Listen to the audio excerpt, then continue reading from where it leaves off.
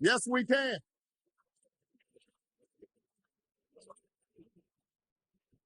Former President Barack Obama, the great deceiver, instilled so much hope in the public. Are you ready to go? Yet, as time unraveled, more and more of his word became a lie, and a setup for the deep state to roll out a massive depopulation agenda was further established. One that would have carried on had Hillary won the 2016 election. The Georgia Guidestones had been set in stone for this Freemason agenda, but over the last 7 years the agenda had been destroyed. Hillary was meant to win. At least the deep state had rigged the election so she would, but they didn't realize how much rigging they'd need to do. Because Trump became so popular, they lost. The corrupt DC establishment had lost touch with reality. Thank you. And figured because they had the media in their pocket, they truly thought they would win. Despite the lawsuit with Fox News, Dominion has a proven track record of voter fraud. See Venezuela and how the people reacted when their election was rigged. Or watch Purvywood 9, Volume 2, where I cover the 2020 election rigging in explicit detail. Trump is still commander-in-chief, despite the 2020 election results. And the clues are left in military laws and orders, such as the Military Justice Act, Executive Order 13818, 13848, 13912, and many more. When Trump became president, he would need the aid of the world to eradicate the swamp effectively. And to get this sort of power, he used whitemail in order to give corrupt countries and individuals the chance to do the right thing. We had everything. All the documents to prove the human rights violations they had committed, including voter fraud. There has been so much confusion in the truther community regarding Donald Trump. Is he a white hat? Is he a black hat? Are we all being deceived by the great deceiver? What do you think Obama was? The moment presidential power was lost by the deep state in D.C., the military, the alliance of world generals, and UN Security Council understood they had 4 years to set the groundwork for the plan that would ultimately drain the swamp and free the world from a future of tyranny under a one-world government. What so many fail to realize or give importance to are the details that show exactly how Trump, through executive orders and laws, took the necessary steps to protect our democratic republic, and more importantly, expose and eradicate the deep state that had been growing like a cancer throughout the world.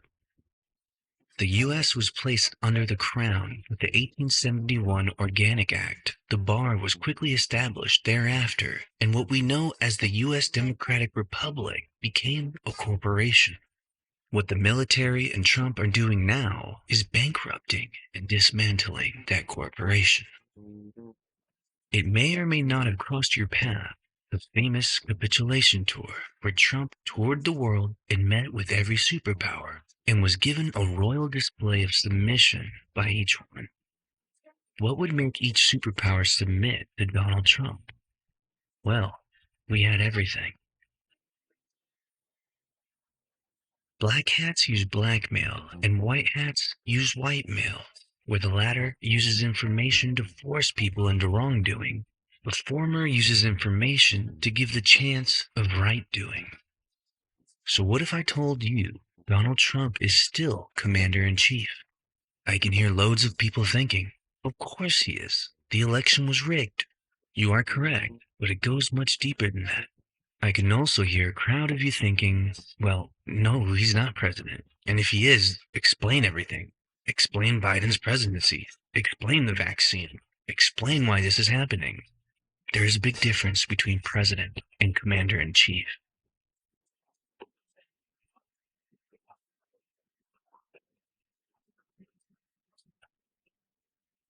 This film is for believers, and primarily for the doubters.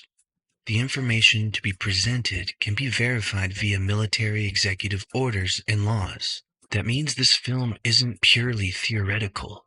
Its majority is based in fact. It's based upon documentation that derives from .gov and .mil websites.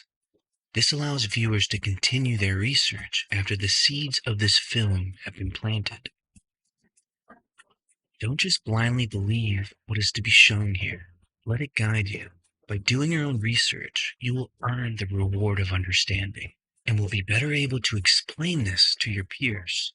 And the hope you had forgotten will return in greater strength than ever before. So buckle up and enjoy the ride. By the end, you will realize why they say this is the greatest show on earth.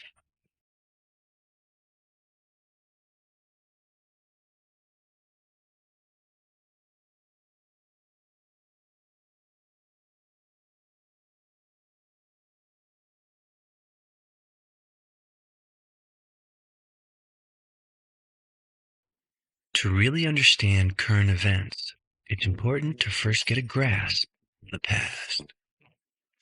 The Organic Act of 1871. On February 21st, 1871, the 41st Congress passed legislation entitled An Act to Provide a Government for the District of Columbia. This is known as Act of 1871. By this action, with no constitutional authority, a separate form of government and constitution was created for the 10 square miles of land known as the District of Columbia, or Washington, D.C. Incorporated. The original U.S. Constitution was entitled the Constitution for the United States of America.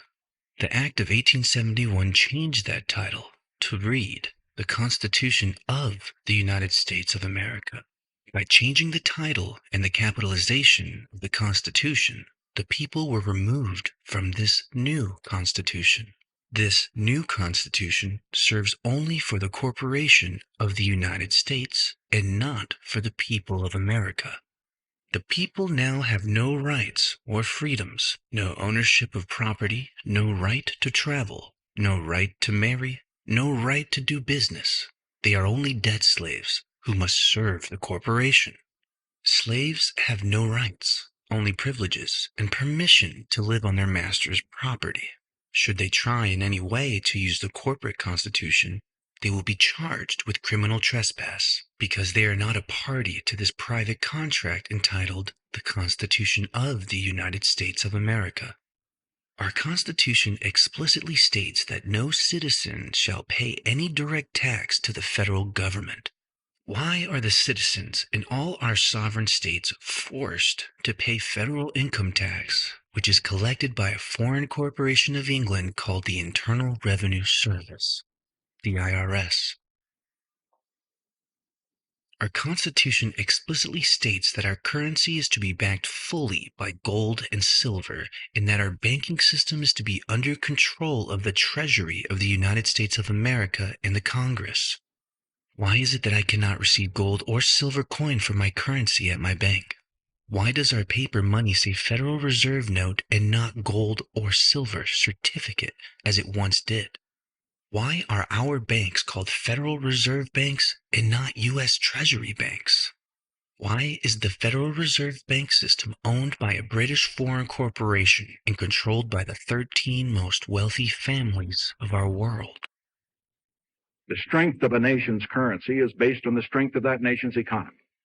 And the American economy is by far the strongest in the world. Accordingly, I have directed the Secretary of the Treasury to take the action necessary to defend the dollar against the speculators. I have directed Secretary Connally to suspend temporarily the convertibility of the dollar into gold and reserve assets, except in amounts and conditions determined to be in the interest of monetary stability and in the best interest of the United States. Do you understand this is why you are charged fees to travel, to marry, to do business, or even visit corporate parks? Do you understand why you must pay income tax, bank interest, and lose all your collateral in foreclosure? Do you understand why you lose in court? Why your family has no privacy or security? And why the feds are all over the 50 states? The deep state blossomed in Washington, D.C. For over 100 years, it's become a nest bed for highly corrupt, power-seeking individuals, all working for the 13 most wealthy families in the world. This is the swamp. Draining the swamp that's been growing for over 100 plus years requires a multi-layered operation that in order for it to be pulled off, it can't look obvious. It's done behind the scenes and requires a lot of thought, planning, organization, and most importantly, time. Why is it taking so long? Have you ever heard of Stockholm Syndrome? It's a condition in which hostages develop a psychological bond with their captors. We are those hostages. The brainwash of 100 plus years has a large portion of the public willing to fight for their captors. To prevent civil upheaval, the operation to take down the deep state had to include the eradication of years of brainwashing propaganda from the collective human psyche. How dare you? Thankfully, many are awake, and as of 2023, many more are awakening. Therefore, this operation isn't going to be published on the news. Not yet, at least. But knowing all this allows us to read in between the lines regarding current events, which include military executive orders, national emergencies, Trump's capitulation tour, COVID-19, and January 6th. We don't call this the Great Awakening for nothing.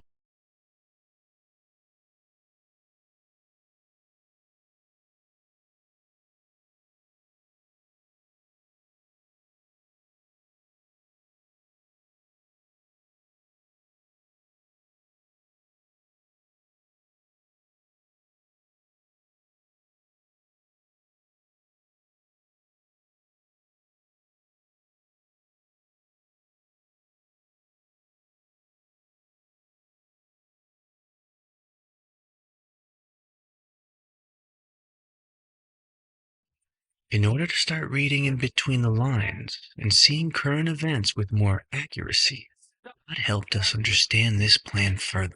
With the help of military veteran Derek Johnson, his analysis of sequential events regarding military action and President Trump's executive orders and national emergencies, and even Biden's continuation of those orders, we clearly see Donald Trump is still commander-in-chief under the continuation of government, also known as devolution.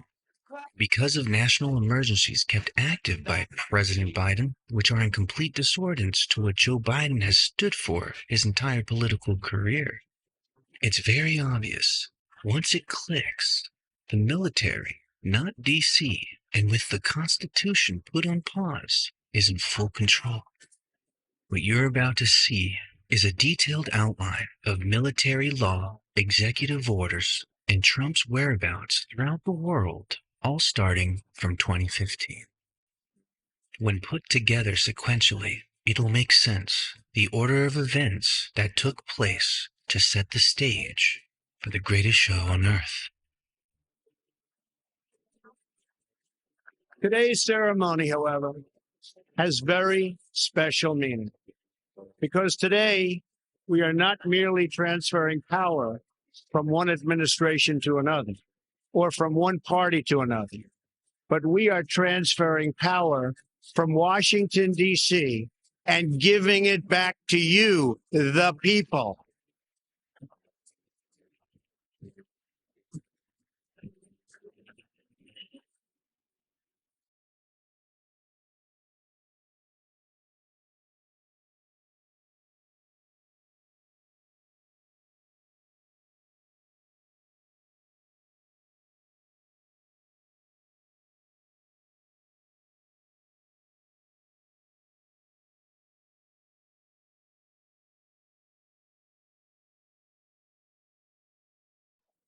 Department of Defense, The Law of War Manual, June 12, 2015. The Law of War Manual is the Department of Defense's war manual. It was signed on June 12, 2015.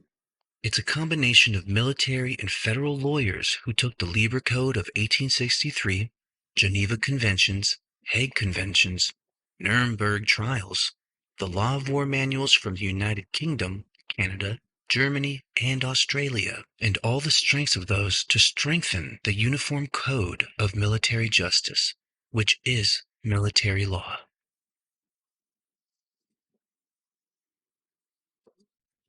the golden escalator.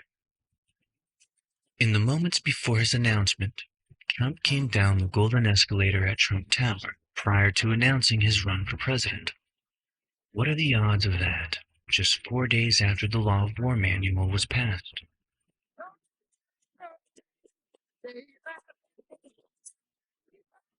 The Military Justice Act of 2016 was a Supreme Court clarifying military laws and courts are separate from civil laws and courts. It clarifies military personnel are different from civil. Federal Continuity Directive 1, January 17, 2017. The Federal Continuity Directive 1 was signed 3 days before Donald Trump took office. Looking into the appendix, it defines devolution and reconstitution. To help you understand further, we must understand devolution, also known as reconstitution.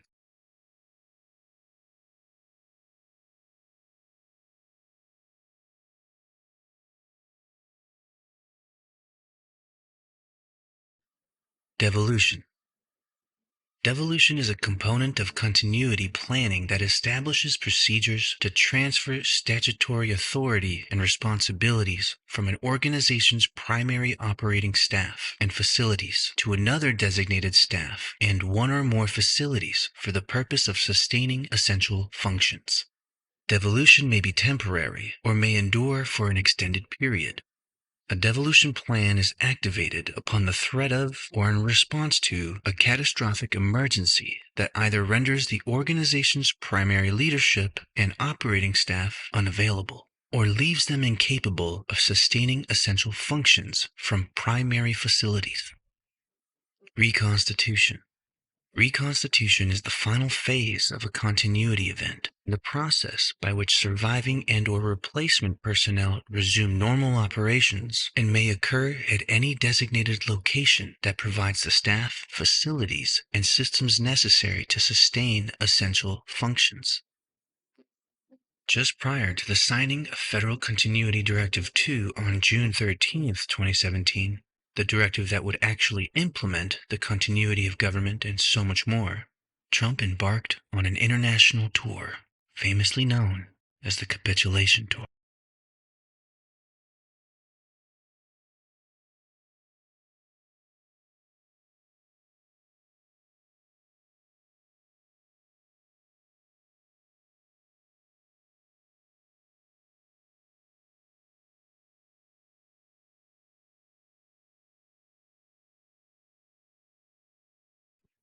Saudi Arabia, the sword dance, May 20th, 2017.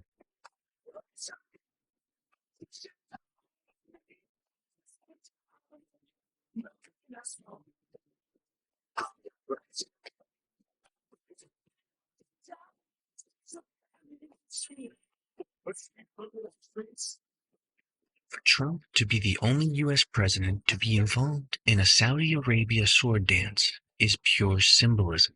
This was symbolic of going to war together.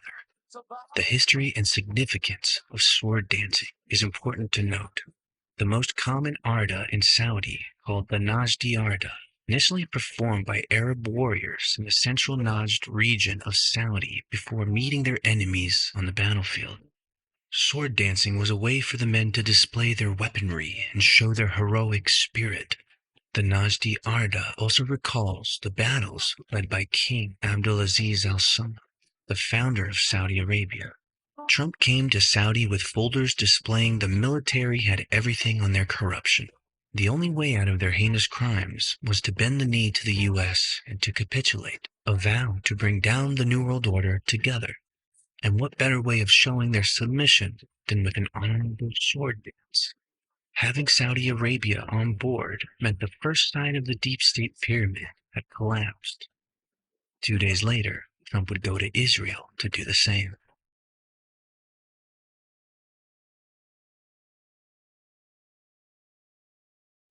Israel, May 22nd, 2017.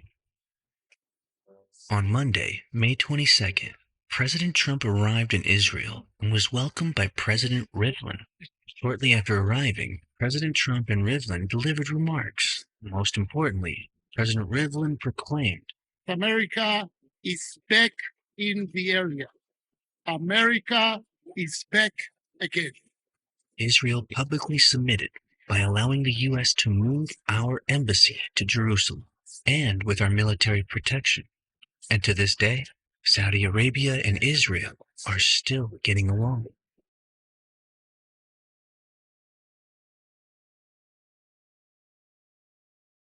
Make note that Trump visited the Wailing Wall just prior to Israel moving their embassy. If you've ever heard people falsely claim Trump a Jesuit, this is where the false interpretation comes from. Many researchers are short-sighted. It makes them lazy, and they pause their ambitious research at this wall. Pun intended. They judge the trees, but not the forest, therefore misunderstanding. This was a massive goal in the capitulation tour. What comes next, just 2 days later, is the most important stop for the entire tour, the Vatican.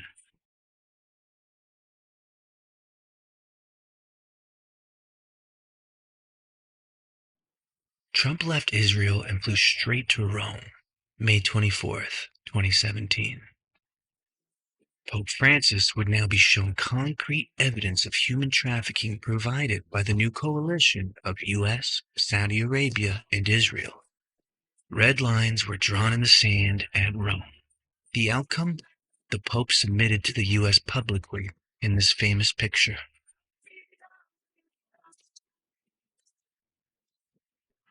The Pope wasn't happy. You should find the picture of him visiting the Pope. It took 650 planes to remove our gold from the Vatican Bank.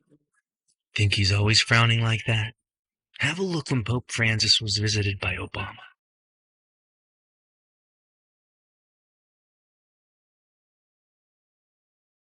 That same day, Trump flew to visit NATO, the North Atlantic Treaty Organization, and the EU, the European Union.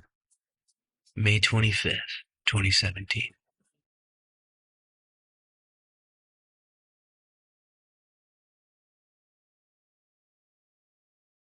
The EU is a unique and essential partner for NATO, as the two organizations share a majority of members, have common values, and face similar threats and challenges.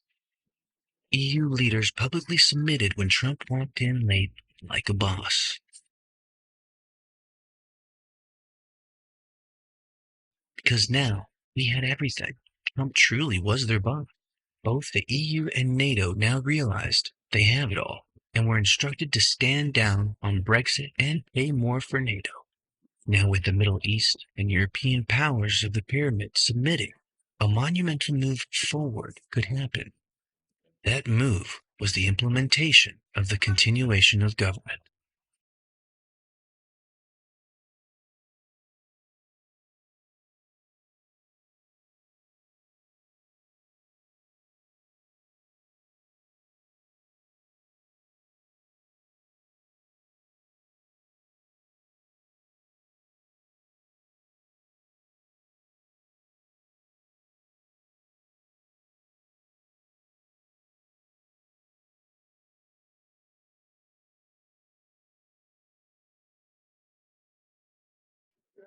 Federal Continuity Directive 2, June 13th, 2017.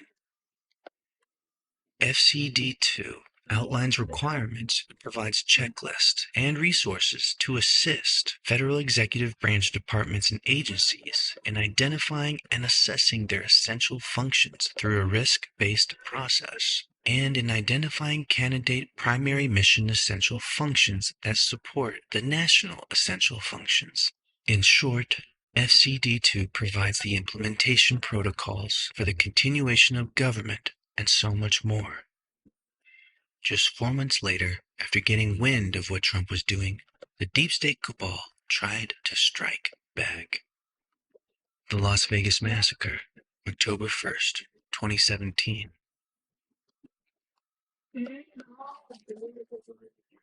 In a matter of seconds, a country music festival turned tragic, a storm of gunfire raining down upon an innocent crowd. Q-Post 117 implied that they tried to take out the new Saudi Arabian Crown Prince bin Salman, who was a good guy in this film. The evil villain? The former Saudi Arabia Crown Prince Al-Walid. It was during the Las Vegas battle that he was neutralized. Al-Walid just happened to control Twitter. Now, we control Twitter, or X. Contrary to what I believed in the past, this points to Elon being a white hat. It's pretty obvious when you pay attention to what he's saying. Elon, you tweeted this thing about George Soros. Well, I'm looking for it because I want to make sure I quote it properly. But I mean, you know what you wrote. But you basically It reminds me of Magneto's. It's like, calm down, people. This is not like you had to pick a case out of it.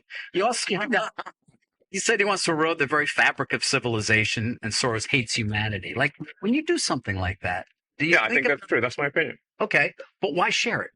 Why share it? Especially because, why share it when people who buy Teslas may not agree with you, advertisers on Twitter may not agree with you. Why not just say, hey, I think this. You can tell me. We can talk about it over there. You can tell your friends. But why share it widely? I mean, this is freedom of speech. I'm allowed to say what I want. You absolutely are. But I'm trying to understand why you do, because you have to know it's got a there. It puts you in the middle of the partisan divide in the country. It makes you a lightning rod for criticism. I mean, do you like that? People today saying he's an anti-Semite. I don't think you are. No, I'm definitely. I'm like a pro-Semite, if anything. I believe that probably is the case. Yes. Why would you even introduce the idea that would be the case? I mean, we don't want to make this a George Soros interview. No, God, no. I don't want to at all. But what I'm trying, even came up though in the annual meeting. I mean, do your tweets hurt the company? Are there Tesla owners who say, I don't agree with his political position and I know it because he shares so much of it? Or are there advertisers on Twitter that Linda Yaccarino will come and say, you got to stop, man. Or, I can't get these ads because of some of the things you tweet.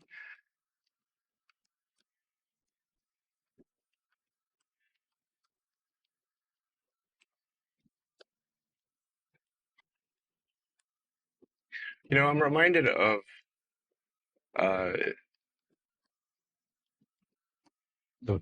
there's a scene in The Princess Bride, great movie, Great.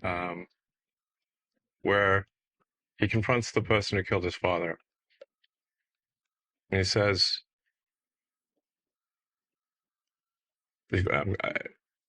offer me money, offer me power, I don't care. The Las Vegas massacre was a key event, as Trump saved bin Salman's life, as intel had shown Prince Al-Walid was planning to assassinate him. As we mentioned before, we had everything. Now bin Salman owes his life to Trump, which led to the Saudi government overthrow, October 24th, 2017. All right, so we begin in Saudi Arabia, where Crown Prince Mohammed bin Salman has detained some of the most high-profile members of the royal family, and that includes former Crown Prince Mohammed bin Nayef, as well as Prince Ahmed bin Abdul Aziz Al Saud, the younger brother of the Saudi king. It suggests that they have been accused of treason. Saudi guards have also arrested one of Mohammed bin Nayef's brothers. They're now likely to be under the threat of life imprisonment or possible execution. Both could have rivaled Prince Mohammed bin Salman to the throne if King Salman died. Quite a surprising move here by Prince Mohammed. But I mean, most of all, this arrest or detainment of Al-Walid. What does this mean for? Let's tackle Al-Walid first. He's being detained. We're not exactly sure where, but what does this exactly mean for him and Kingdom Holding? 23 days later, one side of the pyramid fell completely, and Saudi Prince Al-Walid was arrested by Mohammed bin Salman. This happened just 3 weeks after the Las Vegas massacre. Prince Al-Walid owns the top floors of the Mandalay Bay. Intel points to Trump being in Vegas that night, and a few weeks later, the Saudi government gets overthrown. Now the capitulation tour would continue as Trump made his way to Asia for a 13-day, 5-nation tour. Japan, November 4th, 2017.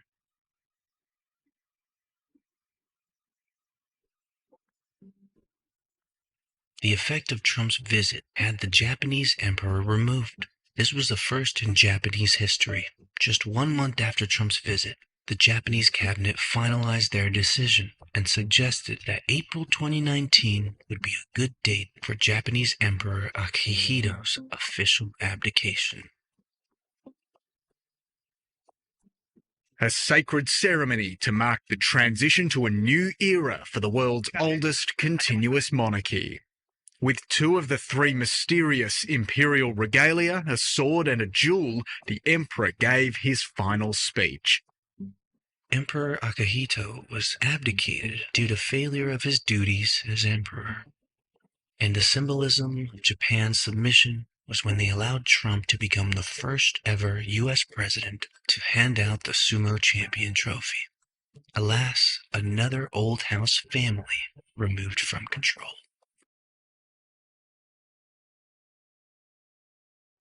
South and North Korea, November 7th, 2017. Trump left Japan and flew to South Korea. Just weeks prior to arrival, the nuclear research mountain in North Korea collapsed, killing their nuclear scientist. During the latest test in September 2017, a bomb believed to have an explosive yield of 100 kilotons set off a powerful explosion. It caused an initial 6.3 magnitude tremor and triggered several more earthquakes in the weeks that followed. Was this to remove the nuclear threat? Was it to intimidate Kim Jong-un? Could it have been both? What Trump said in his speech to the South Korean Assembly pairs well with what happened in North Korea just weeks prior. This is a very different administration than the United States has had in the past. Today, I hope I speak not only for our countries, but for all civilized nations. When I say to the North, do not underestimate us and do not try us. I also have come here to this peninsula to deliver a message directly to the leader of the North Korean dictatorship. The weapons you are acquiring are not making you safer. They are putting your regime in grave danger. Every step you take down this dark path increases the peril you face. It would be only 18 months later that Trump would become the first U.S. president to cross the border into North Korea. At one of the most militarized borders on earth, an historic handshake. Good to see you again. I've never expected to meet you at this place. A US president, a North Korean leader, and an extraordinary invitation.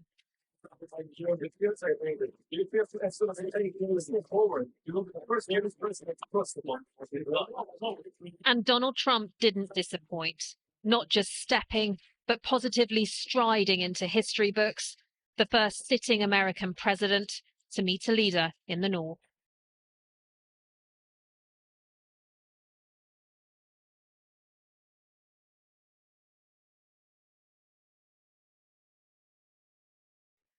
China, November 8th to 10th, 2017.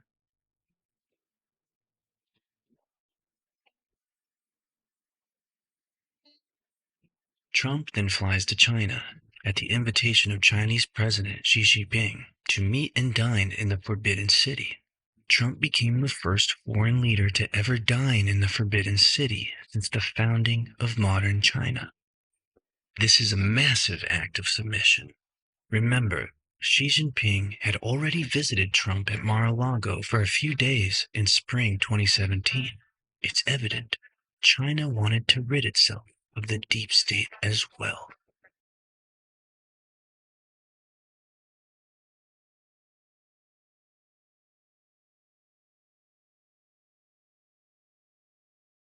Two days later, on November 12th, 2017, Trump visits Vietnam.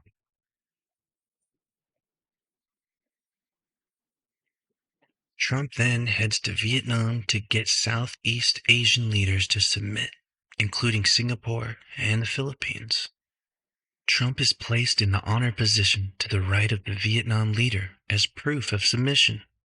At the core of it all, it's about stopping trafficking. Philippines submit. On the Council of Foreign Relations website, Joshua Kurlancic writes on Trump and Philippines president having a bromance. He points to Trump making human rights a low priority in Southeast Asia.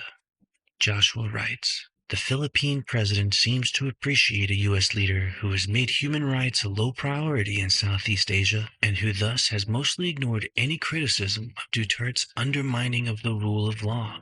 Indeed, the Trump administration has downplayed human rights in all aspects of U.S. foreign policy, including bilateral meetings with foreign leaders and funding for rights and democracy programs within the U.S. government, among other areas." Trump extended his stay to attend another summit, and this marked the end of the Asia tour. And with no coincidence, the Trump administration executive orders, particularly on human rights violations, appeared just 1 month later. Donald John Trump would declare a national emergency with respect to serious human rights abuse and corruption around the world. Before we explore Executive Order 13818, it's best to take a minute to understand what an executive order actually is. Being that only 32% of Americans can accurately name all 3 branches of government, knowing the importance and meaning of an executive order is imperative, as the coming executive orders of late 2017 and 2018 and beyond are the framework, the blueprint that has allowed monumental action to take place in taking down the deep state.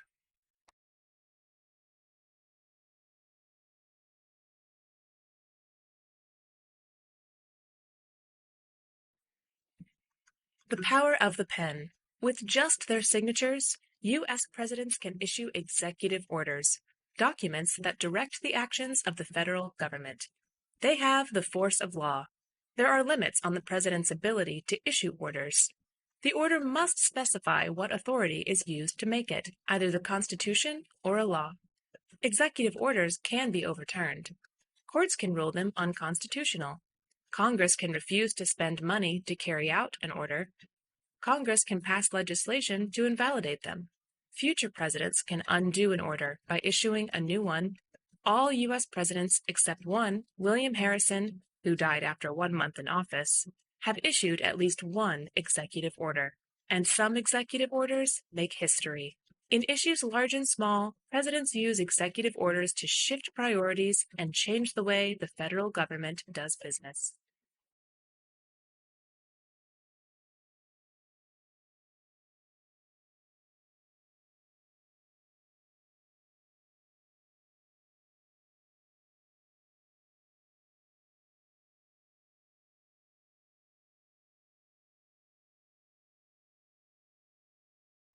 Executive Order 13818, December 20th, 2017. By Executive Order 13818, the President declared a national emergency with respect to serious human rights abuse and corruption around the world, and pursuant to the International Emergency Economic Powers Act, which is 50 U.S. Code 1701, took related steps to deal with the unusual and extraordinary threat to the national security, foreign policy, and economy of the United States. A national emergency is a situation in which a government is empowered to perform actions not normally permitted. The 1976 National Emergencies Act implemented various legal requirements regarding emergencies declared by the President of the United States. Setting an executive order with a national emergency is a very big deal. This executive order was solely based at its core a means to stop the massive human rights violations around the world. As the year ends, Trump begins 2018 with a continuation of the capitulation tour. Davos, Switzerland, January 26, 2018. As we enter 2018, the world leaders understand the plan, and average U.S. citizens are waking up to cue. Trump flies into the lion's den at Davos, Switzerland, with Soros present. All the largest global CEOs and bankers submit to Trump at Davos, and you can see Trump has been given the seat of honor right in the center. The CEOs and bankers understood what you understand now. They knew the U.S. was under military control, and to survive, they had to play ball. Trump stated, "The world is witnessing the resurgence of a strong and prosperous America." And just 2 months after, on a Trump-approved submission trip, Mohammed bin Salman heads to Silicon Valley, a valley where Saudi Prince Al-Walid no longer held superiority. Mohammed bin Salman tours Silicon Valley, March 20th, 2018. With the takedown of puppeteer Al-Walid, Crown Prince bin Salman goes on a Trump-approved submission trip to all the CEOs formerly owned and controlled by the Saudi Arabia side of the pyramid: Google, Apple, Twitter, Facebook, Microsoft. Donald Trump has set the chess table properly by assembling a worldwide task force that would essentially team up with the U.S. military to drain the swamp. As Mohammed bin Salman set Silicon Valley straight, Trump came back to the White House and got busy. From January to December of 2018, Donald Trump would publish 37 executive orders, from Executive Order 13820 to Executive Order 13856.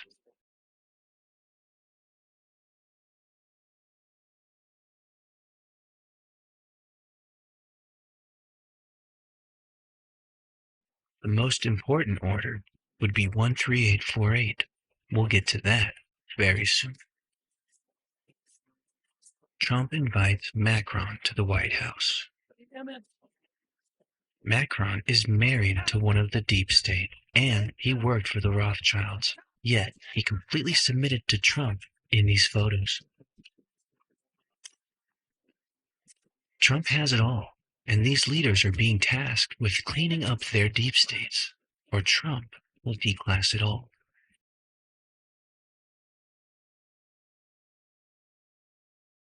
The Queen submits, July 14th, 2018. The Queen submitted to Trump when she allowed him to walk in front of her during a review of her honor guard. Then she placed Trump under her sigil in the center position. Then she had him sit in Winston Churchill's chair. Total submission photo. As Trump continues on his global submission tour, he visits Norway to meet Putin, July 25th, 2018. In that famous summit, Putin throws Trump a soccer ball and says, "The ball is in your court." Absolute submission. The entire world is playing ball now.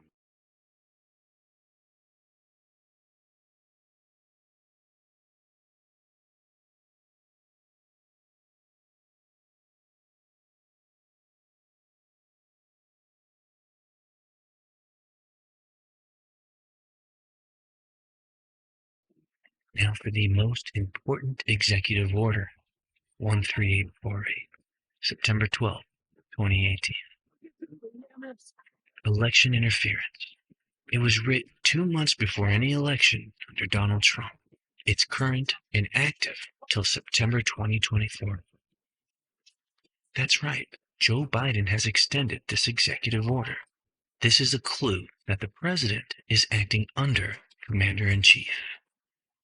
This executive order traps all governors, attorneys, generals, secretary of states, judges, and lawyers for not upholding and implying and enforcing the law. Executive Order 13848 carries a national emergency within it. Keep in mind, this was signed 2 months before any election under Donald Trump. It was 2 years before the presidential election of 2020 and 2 months before the midterms, meaning the only evidence of voter fraud was 2016 and prior. This explains why the Hillary camp, the DNC, and the Mockingbird media all sang the same tune, "Trump won't win." Executive Order 13848 specifically says Although there has been no evidence of a foreign power altering the outcome or vote tabulation in any United States election, foreign powers have historically sought to exploit America's free and open political system. Executive Order 13848 defines who it isn't referring to. Therefore, it defines who it is. If not foreign, it's domestic. It's referring to the Washington establishment. It's referring to the deep state, the cabal, the swamp. Trump now takes the capitulation tour to South America, Argentina, November 29th, 2018. Trump corrals all the global bankers together and forces their submission. Then, Trump walks off stage, leaving the Argentinian president all alone, showing Argentina's submission to Trump. Argentina is a trafficking hideout. It's why the Obamas frequently visit.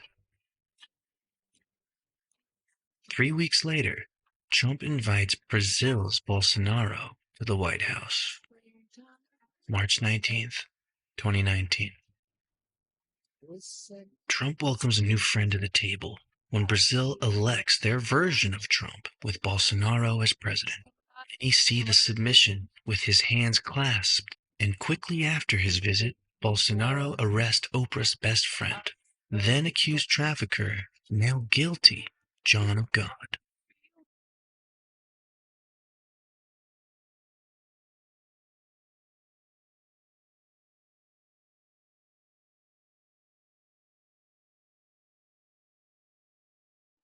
Theresa May, May 24th, 2019.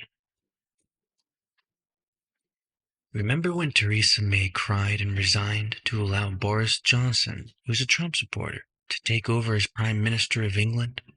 May owes her life to Trump. Intel hinted that Trump alerted May to a hit on her by the deep state. So much to be optimistic about. I will shortly leave the job that it has been the honour of my life to hold. The second female Prime Minister, but certainly not the last.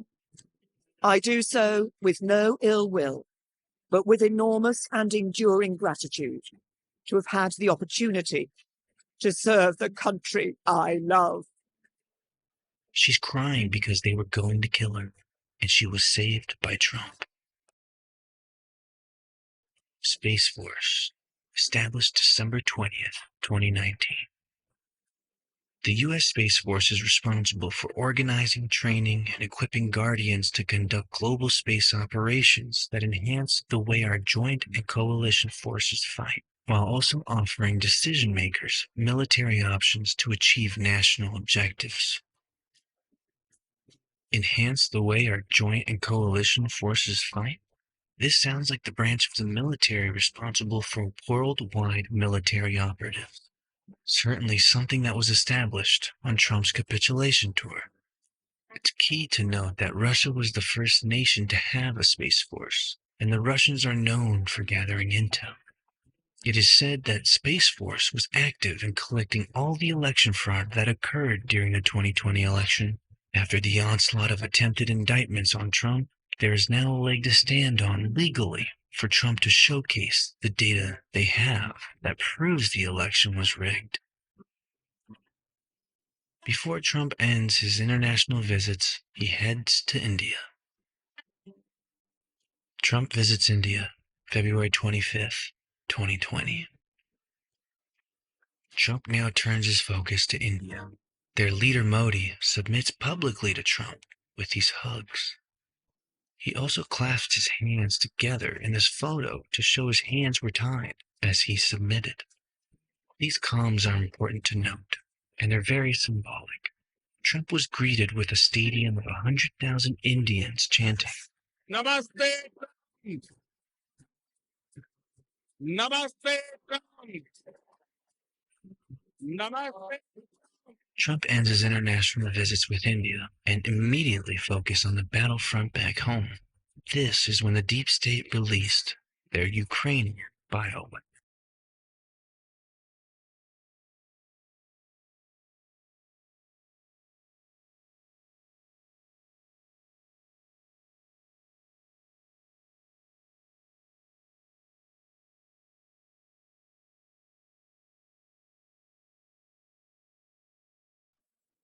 COVID-19, March 13th, 2020.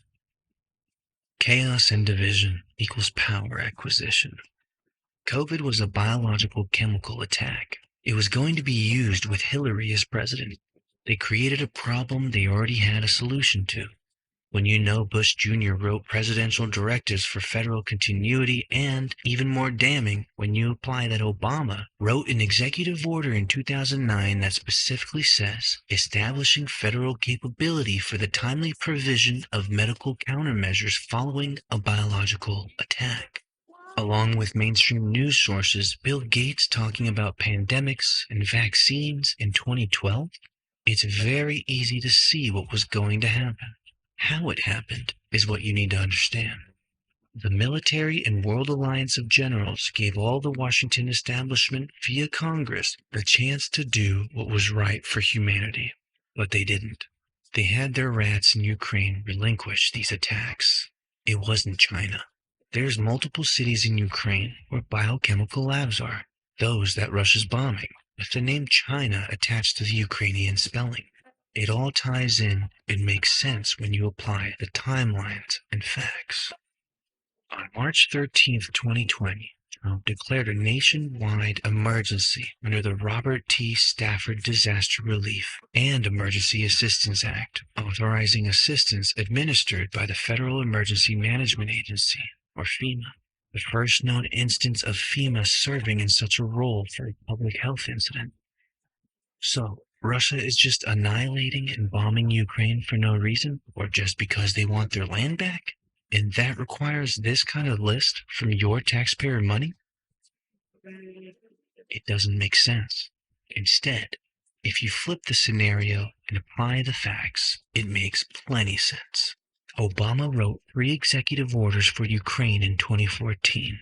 VP Biden made 7 trips in 7 months to Ukraine in 2014. In 2014, there was not a traditional election held in March. It was called a snap election, when Poroshenko won the first round and there wasn't a second. Obama congratulated him 2 days after that election. Ukraine broke the CIS treaty in 2018 with Russia. Putin hands the soccer ball to Commander-in-Chief Trump in 2018. Russia doesn't participate in the World Cup 2022. Not participating in one of their most loved sports? The soccer ball represents the ball is in your court, Mr. President. You tell me what you want me to do. Commander-in-Chief Trump never started any wars. He got Russia to bomb these Nazi-ran biochemical labs. The only Ukrainians fighting in Russia are Nazi soldiers, defending these biochemical labs that the United States criminals were funding. Clinton, Bush Jr., Obama, Joe Biden, Nancy Pelosi, John Kerry, Mitt Romney, and the list goes on. Hunter Biden is now under serious investigation. Pause for 1 second and realize that the majority of what you see coming from the mainstream is actually military controlled. The same time Hunter is being investigated is the same time Trump is being indicted, which is the perfect setup for all red pills to fall like rain at the same time.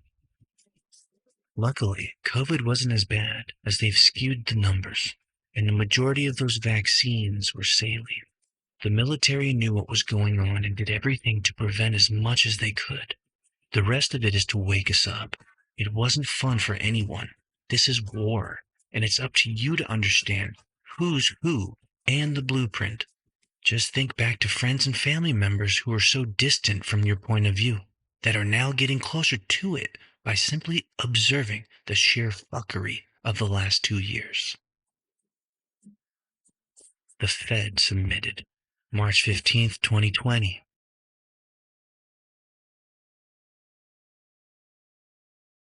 During COVID, the Federal Reserve took a back seat to the Trump-controlled Treasury Department for the first time in 100 years. The Fed submitted and paid out all liquidity while our Treasury secured the assets. It used to be the other way around. Fast forward to a glimpse of today and the Federal Reserve has gone bankrupt. New financial systems are being created, the dollar is failing and will die fairly soon. Here's the G7, a group of 7 of the world's advanced economies, including the US, UK, and Japan. And here's what some call the alternative from the developing world, the BRICS, formed by Brazil, Russia, India, China, and South Africa. The BRICS is trying to position itself as the voice for emerging economies and challenge Western dominance of global affairs. Its leaders are holding a summit in Johannesburg to discuss an historic expansion. More than 40 countries, including Saudi Arabia and Iran, want to join. The expansion of BRICS could definitely boost the group's global influence. Let's look at what a potential enlargement means for the alliance and its ambitions to shake up the global political and economic order.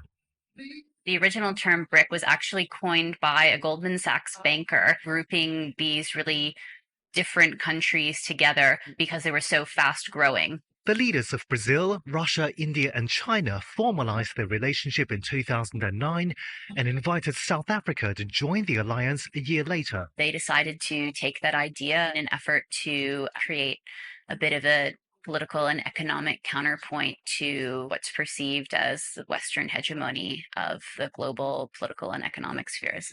The BRICS countries together make up more than 40% of the world's population and almost a third of the world's GDP. According to data from the International Monetary Fund, the bloc has already overtaken the G7 nations' share of the global economy on the basis of purchasing power parity. That's when the purchasing power of different currencies is equalized.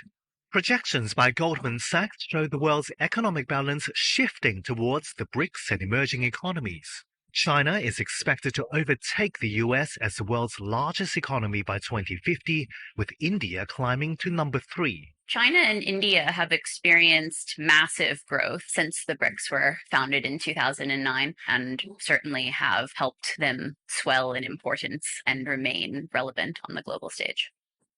China and Russia are pushing to enlarge BRICS. Experts say Beijing is keen to create an alternative grouping to counter the US and the West on the world stage.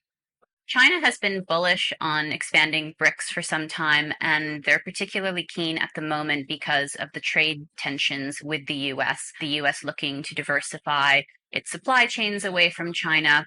Russia sees an expansion as a way to gain more international allies following its full-scale invasion of Ukraine. South Africa publicly supports the expansion, as does Brazil. But experts say behind the scenes, Brazil and India want a more measured approach. It seems that they are concerned about the group leaning too autocratic. So they want to have very specific requirements for admission to make sure that there's a balance amongst the members and that it doesn't become sort of the autocratic G7. More than 20 countries have formally applied to become part of BRICS, ranging from Saudi Arabia to Ethiopia, Argentina, and Indonesia. Experts say Saudi Arabia is a strong candidate as a major economic and energy power in the Middle East with a growing role in regional diplomacy. Indonesia, with the world's 4th largest population, is another strong contender. Indonesia, being such a large economy and important in the electrification, clean energy tech, electric vehicles, might be a logical choice. One reason for joining the BRICS is gaining access to the bloc's new development bank. Since its founding in 2014, the bank has approved more than $30 billion in loans for development and infrastructure projects.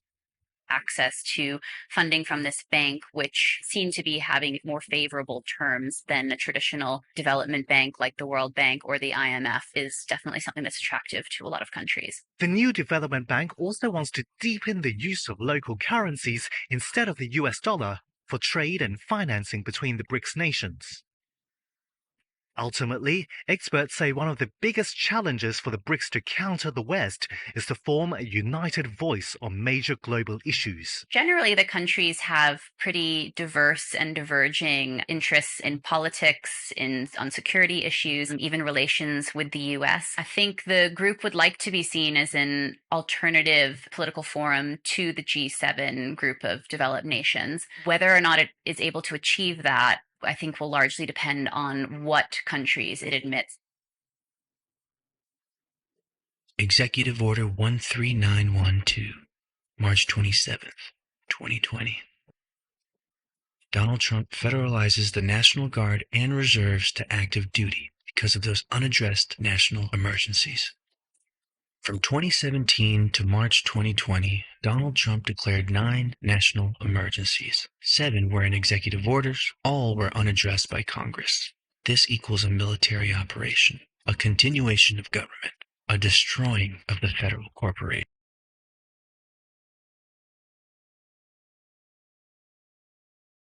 Executive Order 13919, April 30th, 2020.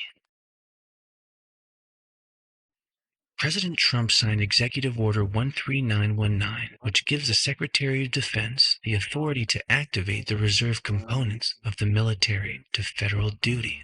The military generals and their commanders, and Commander-in-Chief Trump, are now in full control of our nation and have been under multiple clauses under the Uniform Code of Military Justice, the Constitution, and federal law. All this implicates Joe Biden is not the president.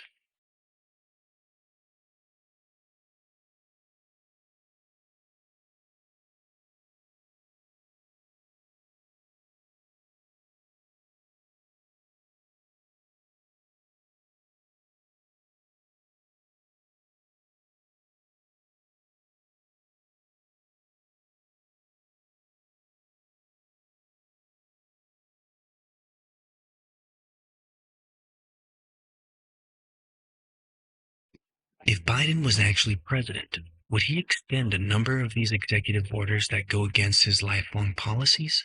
Ones created by Trump specifically meant for the takedown of the cabal? This is a perfect sign that shows the military is in control of a lot of what you are seeing. Biden's admin is nothing but a continuation of government, but they're the side that's exposing their crimes to the public. They're destroying their system. They're all actors. The ones that aren't, they know what's going on. Continuation of government shows so. Biden has extended every single executive order with national emergencies and the Executive Order 13912 that federalized the National Guard and reserves to active duty. Every executive order has expiration dates, so why did he extend policies that don't align with his? Executive Order 13912 didn't set to expire until March 2022.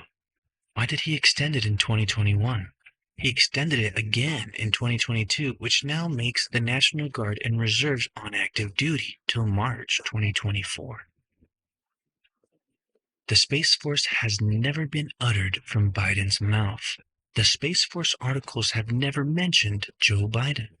The Army transferred all communications to the Space Force in August 2022 for one command.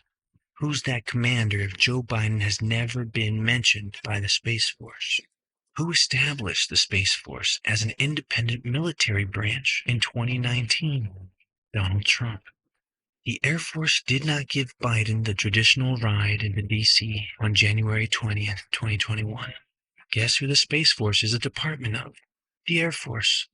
There's multiple documented pictures on the Flight app of Coast Guard on Navy bases and Navy helicopters on Coast Guard stations. The Coast Guard is a department of Homeland Security during peacetime. They operate under the Navy during times of war. This implies we are at war. The Marines are a department of the Navy. That makes all military branches operating under military operation. Continuation of government, none of which recognize Biden as Commander-in-Chief. In every single National Guard article, Biden has not been mentioned, not once. Only the Secretary of Defense and or the commanders of the brigade, battalion, or unit. Biden campaigned that he was going to shut down Gitmo, Guantanamo Bay. Why has he not revoked Executive Order 13823, which is Donald Trump's executive order that revoked Obama's executive order to shut it down? If he was president, he would have the same powers and authority as every other president. But it's evident he doesn't, because he's not the president. In fact, he's not even alive, and we'll get to that soon. The rigged election, November 20th, 2020. How did President Trump, the military, and his administration know to write every key executive order from 2017 to 2021 with specific dates inside to be activated and enacted on after November 3rd, 2020, and after January 6th, 2021? Military has its own law, the Uniform Code of Military Justice. The Constitution is the highest law in the land, backed by the military. The military came first in our nation. The military was created to make sure the government did not get too radical, hence why they stepped in. This did not just start recently. Our country isn't the country you think it's been. From 2017 to 2021, a lot of you thought that certain Trump team members, staff, administration, and military turned on him, but they didn't. It was part of an operation. They're called white hat operatives. Optics within optics.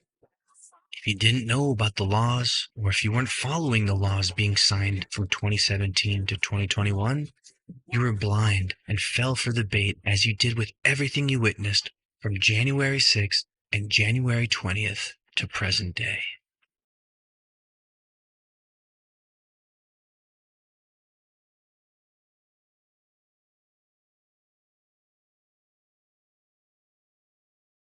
January 6th, 2021. The military expected the 2020 election to be rigged, but to drain the swamp, they had to let it happen. They had to show the American public this way.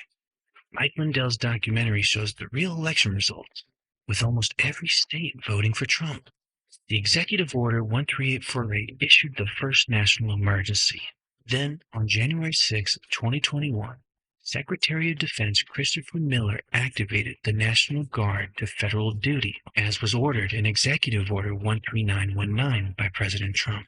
All of those actions also signified President Trump's war powers of the president via 47 U.S. Code 606, Title 10 of the United States Code, the invoking of the Insurrection Act of 1807, Title 32 of U.S. Code, extended President Trump's power as president according to those codes and Articles 2 and 4 of the Constitution.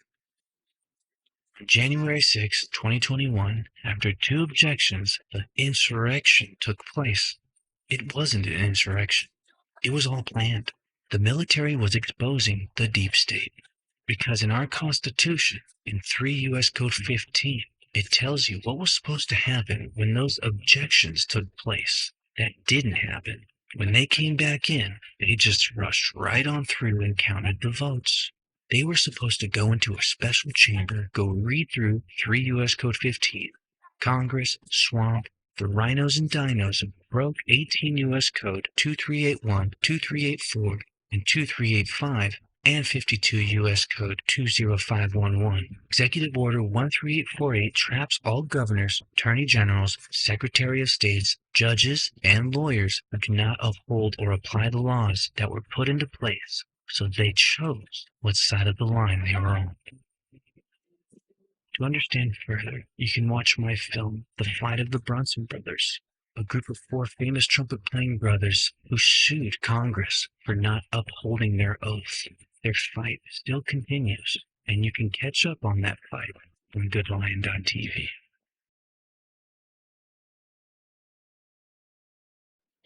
The deep state did in fact control the front lines with FBI operatives, getting us to enter the Capitol. I know because I am one. I've faced corrupt judges, correctional officers, and lawyers who all tried to bash my spirit, but only made it stronger. These are the corrupt judges and lawyers who chose to stay on their side. They will regret doing so. This is a multi-layered operation of all the things that the swamp is being drained from. January 20th was also a very important day, as it was the funeral of Joe Biden. That's right, all right in front of our faces. Joe Biden's funeral, January 20th, 2021. President Trump received the full military and constitutional regulated inauguration ceremony with the Presidential Salute Battery, 3rd Infantry, also known as the Old Guard, with a 21-gun salute, with the playing of Hail to the Chief as he flew off in Air Force One post 11:59 and 59 seconds a.m., as the 20th Amendment specifically says a president's term is to end and begin at noon. Joe Biden had 3 cannons, 9-second intervals, 21 guns, and the first shot was a dud. So 20 guns? And this was at Arlington National Cemetery. If you go to arlingtonnationalcemetery.mil, it specifically says the 3 valiant salute is not to be confused with the 21 gun salute. Joseph Biden received a full-grade military funeral service. He didn't get to ride in Air Force One. He raised his right hand at 11:47 a.m. Eastern Standard Time, which is a violation of the 20th Amendment.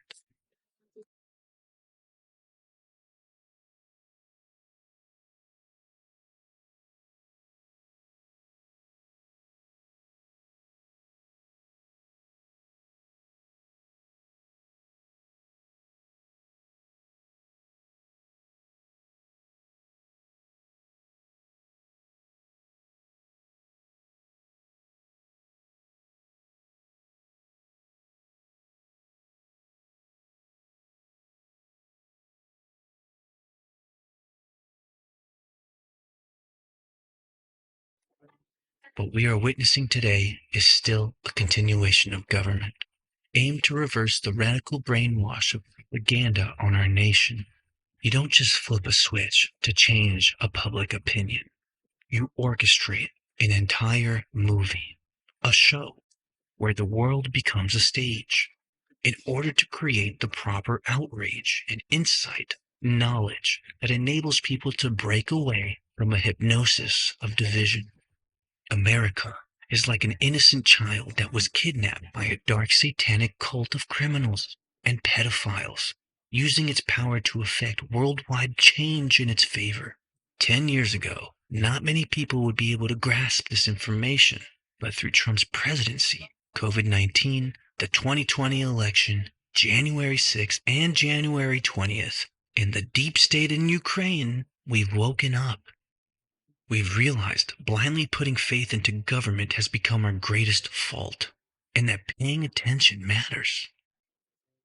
The last 100 plus years, Americans were sold to a corporation, losing the true meaning of what being an American is and was all about. Many naysayers out there around the world know nothing about being American, while at the same token, there are just as many patriots in every country of the world because they too have national pride in their country. You can see that ridding the deep state of the U.S. is ridding the deep state of the world. You see, we all have something to unite for. We may fear a united one-world government, as we should, but inviting a one-world patriotism is what can unite us all together.